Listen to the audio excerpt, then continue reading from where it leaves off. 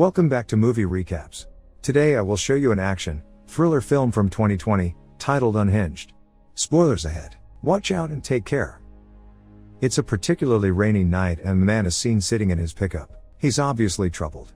First, he takes his wedding band off and throws it away, lights a match and then gets out of the car, with a gas canister and a hammer in his hand. Breaching the house doors, he alerts the inhabitants that run toward him, only to be violently taken down. He pours gas all over the house and lights it on fire. As he drives away, the house blows up. Rachel is sleeping on the sofa and gets woken up by Andy, her lawyer and best friend. He tells her that her soon-to-be ex-husband wants her house and that they should file an objection. She cuts the conversation short when her son comes in and tells her that she should get dressed or they'll be late.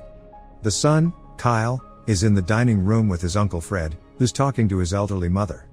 The violent attack from earlier is being mentioned on the news, saying the man was the woman's ex-husband with a history of substance abuse and violence. Fred and Kyle talk as Rachel searches for her candy cane scissors. Fred's girlfriend joins them on the table and they talk about their financial problems, particularly about their mother's nursing home cost. She leaves with Kyle and they get in their terribly old car. They end up stuck in traffic and argue about taking the freeway. The mom decides to do it, even though her son protests, saying they're going to be late. While driving, she gets a call from her husband and the kid picks up, happy to talk to his father. He's disappointed almost immediately when his father cancels their plans to go to a game, as the mom tries to lessen the blow. To make matters worse, they still end up in a traffic jam on the freeway and his mom gets another call, this time from a client. When she can't lie herself out of the situation and the client realizes she'll be late again, Rachel gets fired. The son teases her a little bit to cheer her up, then suggests they take the next exit from the freeway and go trough the service streets. Coming out of the freeway they stop on a red light behind a gray pickup. When the pickup doesn't move as the light changes, she starts honking and drives around him. On the next light, he pulls up next to their car. It's the man that set the house on fire. He asks them to roll their windows down and Kyle does it. Rachel and the man have an awkward back and forth, with him patronizing her and then apologizing, expecting her to do the same. But, she snaps back at him, disagreeing. He gets rattled and angrier, threatening her that she will find out what a bad day really means. Kyle is scared and asks her to go. The man starts following them and cuts them off, twice. Rachel takes another route and manages to get Kyle to school very late. She calls Andy and asks him to meet her for breakfast in 20 minutes, promising not to be late, even though she's low on gas. Rachel stops at a gas station, sets the pump and goes inside to get a few other things. When she goes to the cashier to pay, she sees the gray pickup parked behind her car. Worried, she tells the cashier and a guy standing in line next to her that the man in the pickup has been following her after an argument. The guy says he'll walk her out and get his plates. As she fuels the tank and gets in the car, the guy tells her the man's plates. She drives off and the guy stays behind telling the man in the pickup not to follow. Suddenly, the man rams him over into the street and he gets hit by a second car, while the pickup continues to chase after Rachel. She tries to loose him on the way, but they get stuck in a traffic jam again, with him right behind her. He rams in her car over and over, but no one reacts. They start driving again and Rachel can't find her phone to call for help. The man pulls up next to her and shows her that he has her phone. She drives off, causing an accident on the way and almost running over a woman, thinking she finally lost him. She pulls up into a parking lot to hide and calm her nerves. Meanwhile, Andy is waiting for Rachel in a diner, calling her, but getting only voicemail. The man with the pickup walks in and heads straight for Andy. He lies to him and says he's an old friend of Rachel's, then sits down and chats him up. They talk about scary experiences with road rage and about Rachel's divorce. The man is defending her soon-to-be ex-husband and Andy gets uncomfortable, so the man lies and says he could get Rachel on the phone. Andy tells him to try and gives him his own phone.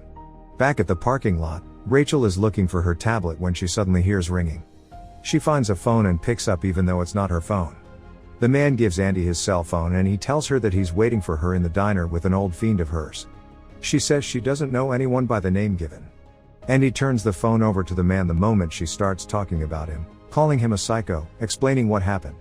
He tells her that she needs to truly apologize to him in person, which alerts Andy that something isn't right and he asks for his phone back. That's the moment when the man hits Andy with a cup, breaking his nose. Everyone in the diner gets upset, but no one helps when the man slams his head on the table, knocking him out. He puts Rachel on speaker and continues to talk to her, asking if Andy is really just her lawyer and friend, or if she's cheating on her husband with him, just like his own wife did. He tells Rachel to say her last words to Andy as he chokes him and eventually stabs him, while the people in the diner still do nothing, except film the situation. As the man is walking out of the diner, he tells Rachel that Andy is dead. She tries to plead with him and apologizes, but the man doesn't believe her and speeds away.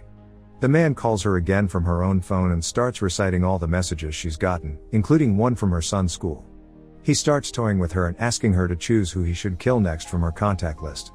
When she refuses, he sends all her money to her husband and threatens to go after her mom and to burn her house down. Rachel chooses herself, but he doesn't accept and asks for another name. She chooses the name of the client that fired her. He hangs up and Rachel immediately calls the police. They arrive at the house of her client, but the man isn't there. Back at the house, Fred is watching what happened in the diner on the news. There's a strange noise coming from the other room and his girlfriend doesn't respond to his calls. He goes to check on her and on the way he sees the pickup parked before the house. The noises continue and he follows them with a knife on hand. The man appears, holding his beaten up girlfriend and telling him about what happened with Rachel. He says he feels insignificant and that the only thing he has left is violence and revenge. So he kills Fred's girlfriend and then sends Rachel a photo of him with her brother. The man calls her again and she tells him she called the police, which he already knows. He checks the tracker on Rachel's phone, sees that she's in front of Kyle's school and tells her that she has 3 minutes to pick him up and drive away, or he'll kill Fred.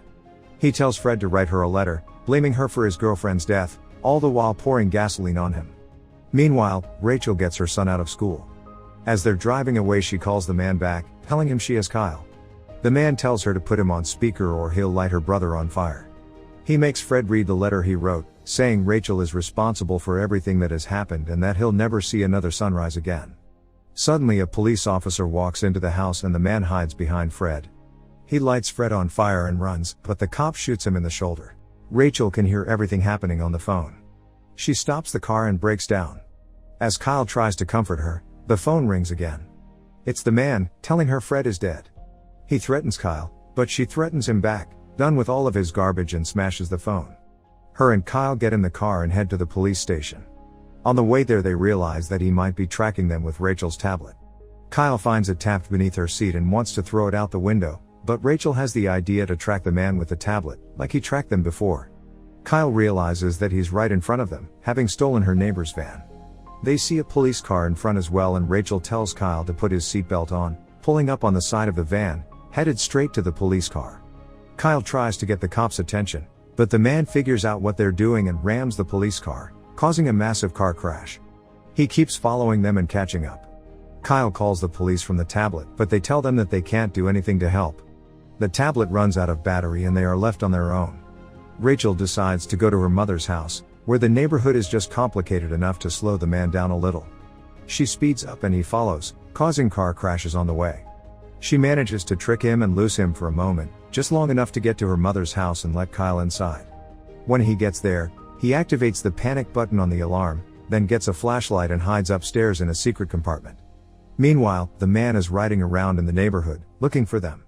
He sees the car and stops to take his meds and gather himself. Suddenly Rachel rams into him with another car. She walks up to his car, but he grabs and pins her to the ground. He tells her that she'll always remember him and what she could have done to save her boy. With Rachel down, he goes after Kyle in the house, calling for him, lying it's the police. The kid makes a noise and Rachel appears in the hiding spot, but so does the man. They fight, with the man going after Kyle constantly and Rachel relentlessly attacking him so he can't get to him. He knocks her over and starts strangling her son, but she finds her candy cane scissors and stabs him, finally killing him. The police eventually arrive at the house. Rachel and Kyle are approached by the police officer that found Fred and he tells her that he's still alive. They drive toward the hospital to see him, making sure they don't anger anyone else on their way there. Make sure to subscribe and turn on notifications so you can watch more videos like this. Thanks for watching.